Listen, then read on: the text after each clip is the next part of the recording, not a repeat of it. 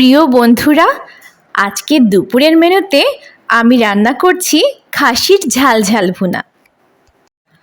আমি যেভাবে রান্নাটা করব সেইভাবে রান্না করলে খাসির মাংসে যে একটা ছাগলের গন্ধ থাকে সেই গন্ধটা একদমই থাকবে না, আর খেতেও দারুণ সুস্বাদু হবে। তাই রেসিপিটা আপনাদের সাথে শেয়ার করছি। খাসির মাংস খুব ভালোভাবে ধুয়ে আমি একটি পাত্রে নিয়ে নিচ্ছি। 3 রকম গুঁড়া মশলা নিয়েছি: ধনিয়া পাউডার, হলুদ পাউডার, লাল মরিচ পাউডার, সবগুলোর পরিমাণ 1 চা চামচ করে আছে। এখন আমি পাত্রে রাখা মাংসটা নিয়ে নিলাম, আর স্বাদ অনুযায়ী দিয়ে দিচ্ছি কিছুটা লবণ।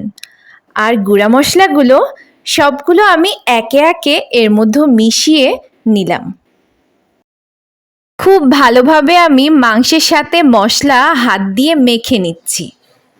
এমনভাবে মাখাতে হবে যেন মশলাটা মাংসের সাথে খুব ভালোভাবে মিশে যায়। ভালোভাবে মাংস আর মশলা মিশিয়ে রেখে আমি 30 মিনিটের জন্য ম্যারিনেট করে রাখব। চুলায় প্যান বসিয়ে পরিমাণ মতন সাদা তেল দিয়ে আমি এখন তেলটা গরম হলে দিয়ে দিচ্ছি 3 টুকরো আস্ত দারচিনি। এখন দিয়ে দিচ্ছি 1 কাপ পরিমাণ কুচি করে রাখা পেঁয়াজ। খুন্তি দিয়ে একটু নাড়াচাড়া দিয়ে পেঁয়াজটা আমি ব্রাউন কালার করে ভেজে নেব। পেঁয়াজটা বাদামি করে ভেজে নেওয়ার পর আমি এখন দিয়ে দিচ্ছি 1 টেবিল চামচ পরিমাণ রসুন পেস্ট। এরপরে দিয়ে দিচ্ছি 1 টেবিল চামচ পরিমাণ আদা পেস্ট। একটু নাড়াচাড়া করে নিচ্ছি। তেলের ওপর মশলাটা নাড়াচাড়া করে মশলার কাঁচা ভাবটা দূর হয়ে যাবে। এখন আমি ম্যারিনেট করে রাখা খাসির মাংসটা ঢেলে দিচ্ছি।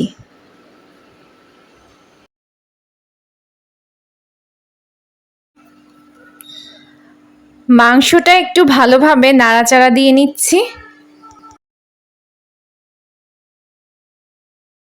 মাংসটা কষিয়ে নেওয়ার জন্য আমি এখানে কিছুটা পানি দিচ্ছি। মাংসের মধ্যে আমি কয়েকটা রসুন দিচ্ছি। আমি একটি সিক্রেট মশলা তৈরি করে নিয়েছি, যেখানে আছে জিরা, তেজপাতা আর এলাচ একসাথে ভেজে আমি ব্লেন্ডারে গুঁড়া করে নিয়েছি। এ পর্যায়ে আমি ঢাকনাটা খুলে দিচ্ছি।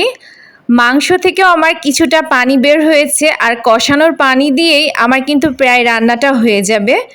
আর আমি এখন দিয়ে দিচ্ছি আমার সেই সিক্রেট মশলাটি। মশলাটা দিয়ে খুব ভালোভাবে আমি নাড়াচাড়া দিয়ে মিশিয়ে নিচ্ছি। মাংসটা আমার সেদ্ধ হয়ে এসেছে প্রায়, আর 10 মিনিট মতন রান্না করে আমি এটাকে পরিবেশন করব। খাসির মাংসের ঝাল ঝাল ভুনা রেসিপিটি আমি সার্ভ করে ফেললাম। খেতে কিন্তু খুবই দারুণ স্বাদ। অবশ্যই এই রেসিপিটি ফলো করে বাসায় ট্রাই করবেন এবং আমাকে কমেন্ট করতে ভুলবেন না।